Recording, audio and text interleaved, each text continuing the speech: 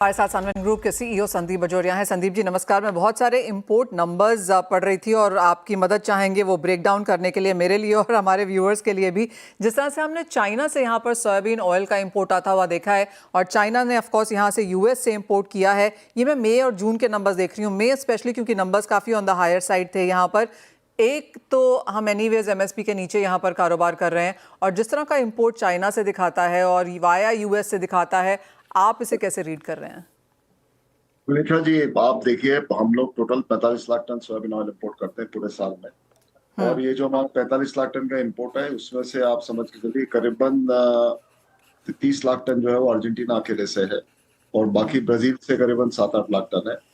और उसके बाद में बचा हुआ 7-8 लाख टन है वो हमें आता है रशिया से, यूक्रेन से, चाइना से, टर्की से, इजिप्ट से, ये सब डेस्टिनेशन से, इराक से, ये जगह से हमें आता है। तो ये टोटल हमारा कंपोजिशन है सोयाबीन ऑयल का। एंड सो अभी रिसेंटली जो काम हुआ है वो चाइना के पास थोड़ा सरप्लस ऑयल था, तो इसीलिए चाइना ने वो बेचा है इंडिया को, और वो बेचा है मेनली सितंबर, अक्टूबर, नवंबर, दिसंबर शिपमेंट का तेल बेचा है। सो चाइना में क्या होता है कि वहाँ एक्सपोर्ट लाइसेंस होना होता है, तभी आप एक्सपोर्ट कर सकते हैं। और वहाँ 2 कंपनियों को ही एक्सपोर्ट लाइसेंस अवेलेबल थे। एक तो कॉफको, उनकी स्टेट ओन्ड एंटरप्राइज है जिसको करीबन 1,20,000 टन का लाइसेंस था, और एक मिलमार के पास था, वो जो वहाँ की प्राइवेट सेक्टर की सबसे बड़ी कंपनी है, तो उसको करीबन 1 लाख टन का लाइसेंस था। तो इस तरीके से उस लाइसेंस के अंडर में वो एक्सपोर्ट कर सकते हैं। और वो बिकॉज हमारे रेगुलर सप्लायर सब अर्जेंटीना है, ब्राजील है, तो हमें दूसरे ओरिजिन का कभी भी तेल हमारे पास आता है तो जनरली वो तेल $15-20 सस्ता बिकना होता है, तभी हम लोग इम्पोर्ट कर पाते हैं या इम्पोर्ट में इंटरेस्ट दिखाते हैं।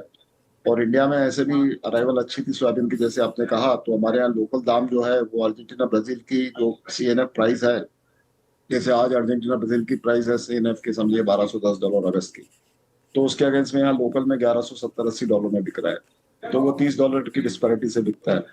तो जब ये रशिया है, चाइना है, ये ओरिजिन को तेल बेचना है और ऐसे बेचना है, तो उन्हें हमें अट्रैक्टिव रेट देना होता है, और वो $15-20 सस्ता होता है जो अर्जेंटीना ब्राजील हमारे रेगुलर सप्लायर के रेट होते हैं उससे, और इस तरह से वो इम्पोर्ट हुआ है। So it's good that India के पास इतना डाइवर्सिफाइड सप्लाई बेस है।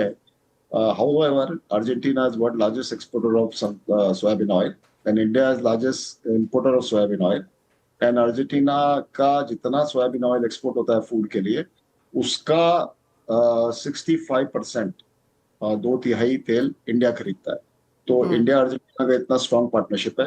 और अर्जेंटीना ने अभी लास्ट 3 दिन पहले ही, लास्ट फ्राइडे को, जो सोयाबीन ऑयल के एक्सपोर्ट टैक्सेस जो उन्होंने बढ़ाए थे वो उनको वापस रिवर्स बैक कर दिया है, और वो 24.5% पे सोयाबीन ऑयल के एक्सपोर्ट टैक्स को ला दिया है। तो उससे हमारी पार्टनरशिप अर्जेंटीना से और स्ट्रॉन्ग हो गई है, और लॉन्ग टर्म हमारा सप्लाई सोर्स अर्जेंटीना है। Point taken.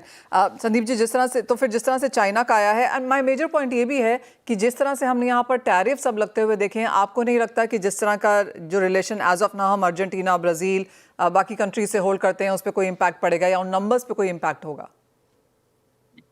देखिए, जो हमारा यूएस के डील का बात चल रहा है, वहाँ वो मैटर पोस्टपोन होते जा रही है, और उसमें agriculture is one of the major contentious issue, तो वो अपनी जगह पे है वो बात।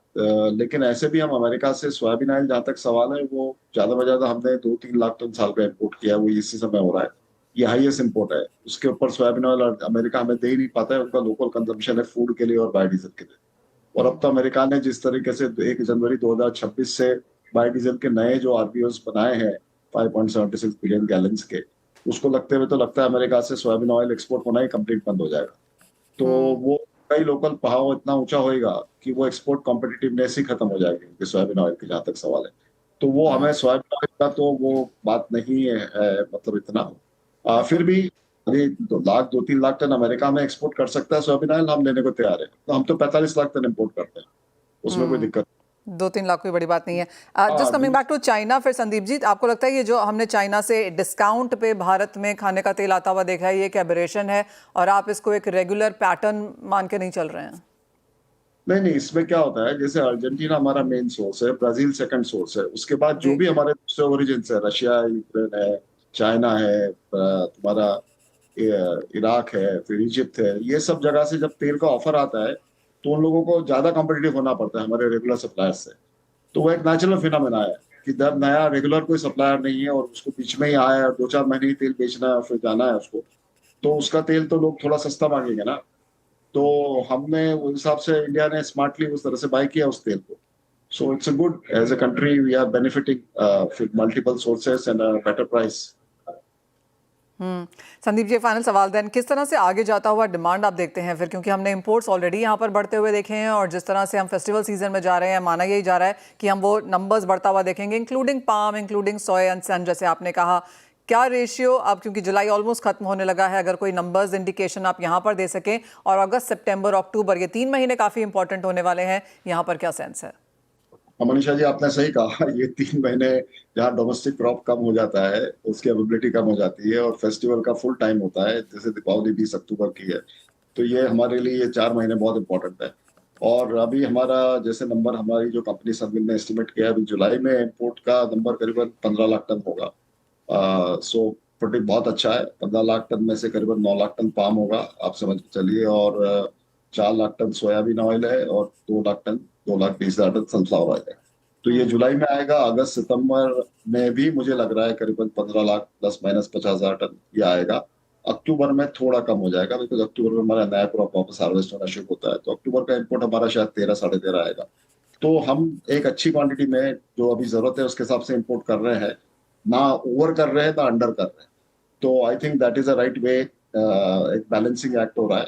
और आई थिंक देश के हर कोने में इनफ सप्लाई है वेज ऑयल की, हर तरह का तेल अवेलेबल है, सोयाबीन अवेलेबल है, सनफ्लावर अवेलेबल है, पामोलिन अवेलेबल है, जहां तक इम्पोर्टेड का सवाल है। और डोमेस्टिक तेल कम हो गए हैं, अभी इनकी अवेलेबिलिटी कम हो गई, लेकिन वो भी अवेलेबल है, जैसे रेपसीड सरसों है, उसके बाद में कुछ ग्राउंडनट है, कुछ कॉटन सीड है, ये भी अवेलेबल है। लेकिन सोयाबीन है, इनकी मात्रा लेकिन कम है, बिकॉज अभी ऑफ सीजन हो गया डोमेस्टिक, तो इसीलिए इंपोर्ट स्टेप अप हो गया है। जो हमारा इंपोर्ट पहले जनवरी से अप्रैल में 9 लाख टन हर महीने का आता था, वो अभी हम 15 लाख टन हर महीने मंगा रहे हैं, ऑफ सीजन को देख के।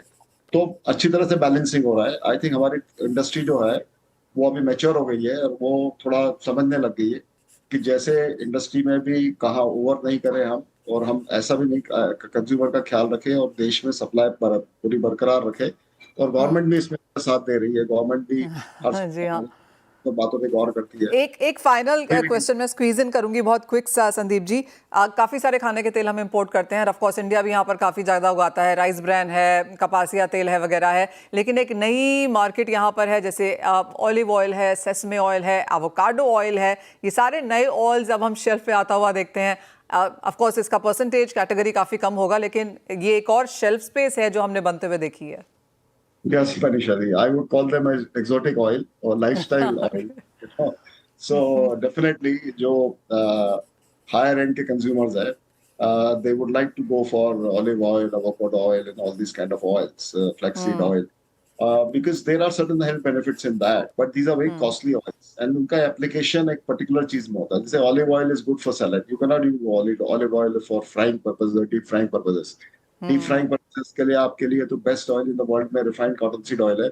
और अभी इस वीकेंड पे हम विजयवाड़ा में कॉटन सीड ऑयल पे बहुत बड़ा सेमिनार कर रहे हैं देश में। आपको भी हमने इनवाइट किया, आप भी एक पैनल डिस्कशन मॉडरेट कर रही है। तो आई थिंक इस हमारे देश में इस तरह के तेल, जो लोकल तेल बनते हैं, उसका भी अच्छा प्रेफरेंस है और उसकी क्वालिटीज बहुत अच्छी है। गुजरात में तो इसको कपासिया तेल करके जाना जाता है, और ग्राउंडनट ऑयल के बाद कपासिया तेल is the second most preferred oil for frying and deep frying.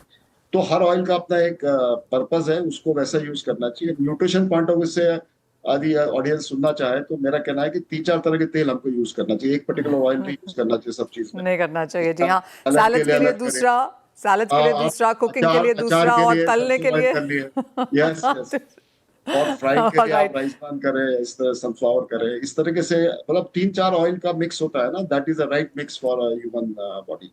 That is what all absolutely. Sandeep ji, बहुत शुक्रिया साथ जुड़ने के लिए और काफ़ी सारी चीज़ों पे आज हमको और हमारे दर्शकों को अवगत भी कराने के लिए। इसी के साथ एक ब्रेक का समय है, मुझे भी दीजिए इजाज़त। हम बात करेंगे इक्विटीज़ पर इस ब्रेक के बाद।